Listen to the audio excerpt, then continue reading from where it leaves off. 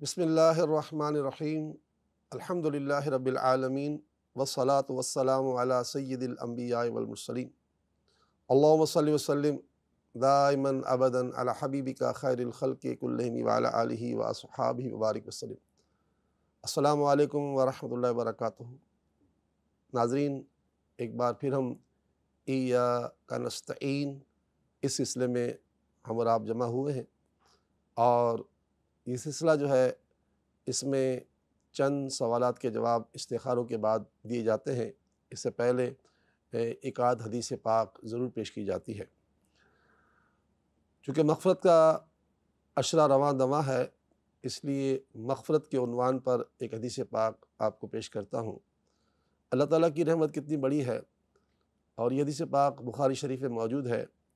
ہمارے پیارے نبی صلی اللہ تعالیٰ علیہ وسلم کے بڑے مشہور و معروف صحابی حضرت ابو ہریرہ رضی اللہ تعالیٰ عنہ کہتے ہیں کہ پیارے آقا صلی اللہ تعالیٰ علیہ وسلم نے ارشاد فرمایا، اس کا خلاصہ یہ کہ ایک بدکارہ عورت کہیں سے گزر رہی تھی تو دیکھا کہ ایک کتا جو ہے وہ پیاس سے گویا تڑپ رہا ہے، یعنی ایسا لگتا تھا جیسے وہ پیاس سے مر جائے گا۔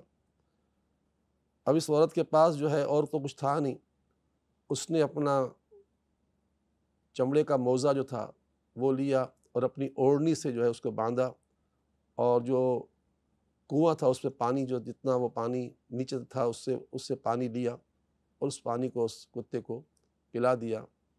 پیارے آقا صلی اللہ تعالیٰ علیہ وسلم فرماتے ہیں کہ اللہ تعالیٰ نے اس عمل پر اس کی مغفرت فرما دی۔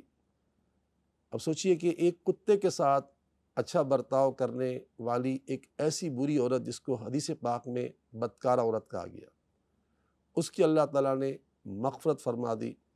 تو پتہ چلا کہ اس میں دو باتیں ہیں۔ ایک سوال تو یہ بھی پیدا ہوتا ہے بعض اوقات کہ اچھا یہ تو بتاؤ، وہ تو جا ہی رہی تھی برائی کے لیے، اچھا اس کام کے بعد بھی اس نے برائی کی ہوگی؟ کہا نہیں۔ علماء فرماتے ہیں کہ نہیں، اس حدیث پاک کی شرح یہ ہے کہ جس کی مغفرت ہو جاتی ہے نا، اس کو گناہ سے اس کا دل ٹوٹ جاتا ہے۔ وہ جس بھی گناہ میں مبتلا پہلے تھا اس سے اس کی عادت ختم ہو جاتی ہے۔ وہ جھوٹ بولنے والا تھا، رشوت دینے والا تھا، سود کھانے والا تھا، بدکاری کرنے والا تھا، لوگوں کو لڑوانے والا تھا، فتنہ پرور تھا، یہ ساری خرابیاں اس کی دور ہو جاتی، جس کی مغفرت ہو جاتی ہے۔ تو ہرگز یہ عورت اب جو ہے بدکاری کے لیے آگے نہیں گئی ہوگی، یہ لوٹ گئی ہوگی، کیونکہ اس کی مغفرت اللہ تعالیٰ نے فرما دی۔ ایک بات تو یہ پتہ چلی کہ جس آدمی کو برائی سے بچنا نصیب ہو رہا ہو، وہ اللہ کا شکر ادا کرے کہ یا اللہ تیرا شکر ہے کہ میں اس برائی سے بچ رہا ہوں، لگتا ہے کہ تو نے مجھ پر خاص کرم کر دیا۔ یعنی مغفرت یافتہ آدمی کی علامت یہ ہے کہ وہ برائی سے خود بخود بچنا شروع کرتا ہے، یعنی برائی کو برائی سمجھتا ہے اور اب وہ اس سے دور ہونا شروع ہوتا ہے۔ یہ اس کی علامتوں میں سے ایک علامت ہے۔ تو ایک تو یہ کہ اس حدیث پاک سے پتہ چلا کہ اس کی مغفرت ہو گئی۔ دوسرا یہ پتہ چلا کہ اللہ کی مخلوق سے کتنا پیار، اللہ تعالیٰ کو اپنی مخلوق سے کتنا پیار ہے۔ حدیث پاک میں آتا ہے کہ ایک عورت نے، یہی میرے آقا فرماتے، ایک عورت نے ایک بلی کو جو ہے وہ مطلب یعنی کہ کمرے بند کر دیا کہ وہ نہ کوئی چیز کھا سکی، نہ مطلب اس کو باہر نکلنے کا موقع ملا، یہاں تک کہ وہ بلی مر گئی۔ میرے آقا فرماتے ہیں وہ عورت جہنم میں ہے، یعنی وہ عورت جہنم میں گئی۔ پتہ چلا کہ ہمیں اللہ کی مخلوق جو ہے اس کے ساتھ اچھا برتاؤ کرنا چاہیے۔ ہمارا حال ہمارے سامنے ہے، یہ رمضان کا مہینہ ہے، عام طور پر یہ دیکھا جاتا ہے نرخ بڑھا دیے جاتے ہیں، ملاوٹوں میں اضافہ کر دیا جاتا ہے، اور پہلے سے ذخیرہ اندوزی کر دی جاتی ہے۔ تو یہ سب ہمیں زیبا نہیں ہے۔ مسلمان ہیں، اور مسلمان کے معنی کیا ہیں؟ مسلمان کے معنی تسلیم کرنے والا۔ ہمیں اللہ تعالیٰ نے اور رسول اللہ صلی اللہ علیہ وسلم جو باتیں بتائی ہیں نا، ان کو آنکھیں بند کر کے تسلیم کر لیں، اپنی عقل کو استعمال نہ کریں۔ عقل بعد میں ہے، پہلے اللہ کی کتاب ہے، پھر میرے پیارے آقا کی حدیثیں ہیں، اور پھر عقل کا مقام مرتبہ آتا ہے۔ بس مختصر یہ کہ عقل ایک بڑی نعمت ضرور ہے، مگر اللہ اور اس کے رسول سے بڑھ کر نہیں ہے۔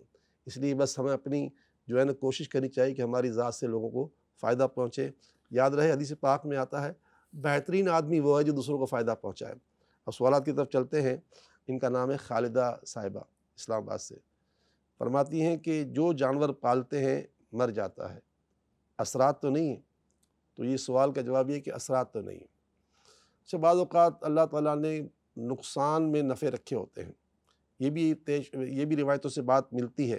موسیٰ علیہ السلام کا ایک واقعہ میں ملتا ہے کہ موسیٰ علیہ السلام کے زمانے میں ایک صاحب جو ہے وہ حضرت موسیٰ علیہ السلام کے پہنچے اور کہنے لگے کہ اللہ کے کلیم مجھے جانوروں کی بولیاں سیکھنی ہیں۔ آپ نے منع فرما دیا کہ نہیں، تم ایسا نہیں کرو۔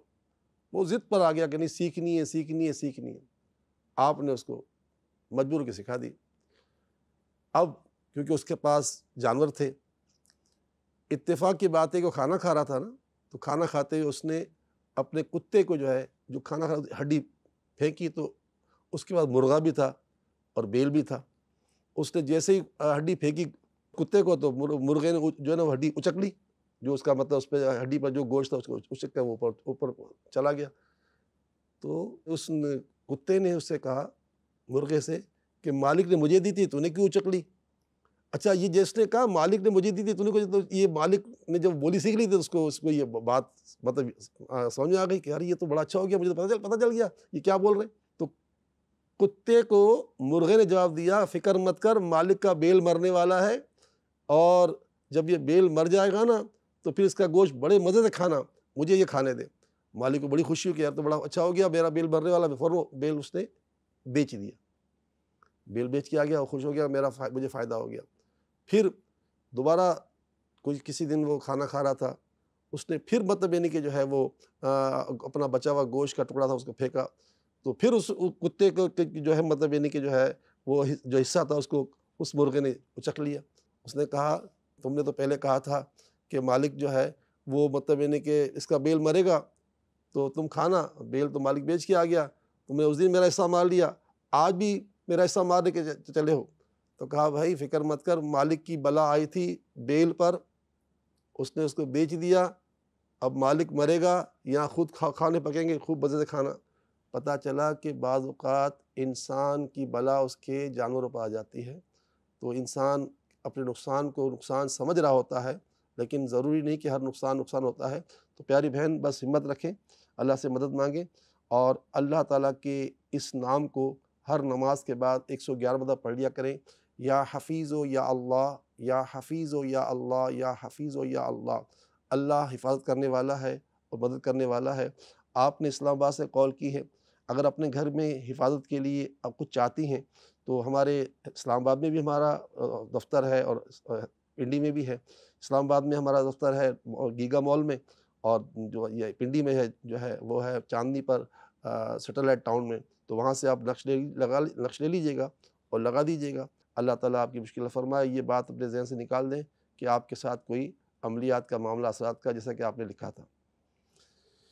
تیسری بات، ہمارے قاسم صاحب نے کال کی ہے پشاور سے، کہتے ہیں سر میں شدید درد ہے، جسم گرم رہتا ہے۔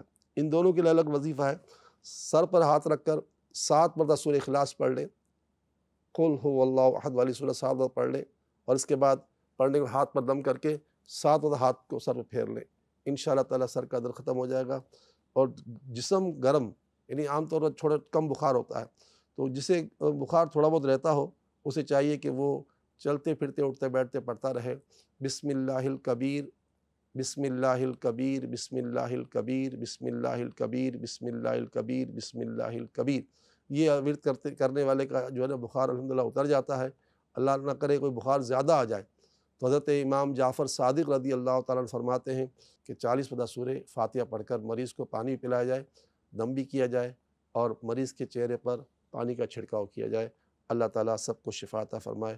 ہمارا سلسلہ آج اس آخری سوال پر مکمل ہوتا ہے۔ انشاءاللہ پھر آپ سے کل ملاقات ہوگی۔ اللہ تعالیٰ آپ کا ہمارا پوری امت حامی و ناصر۔ السلام علیکم ورحمۃ اللہ وبرکاتہ۔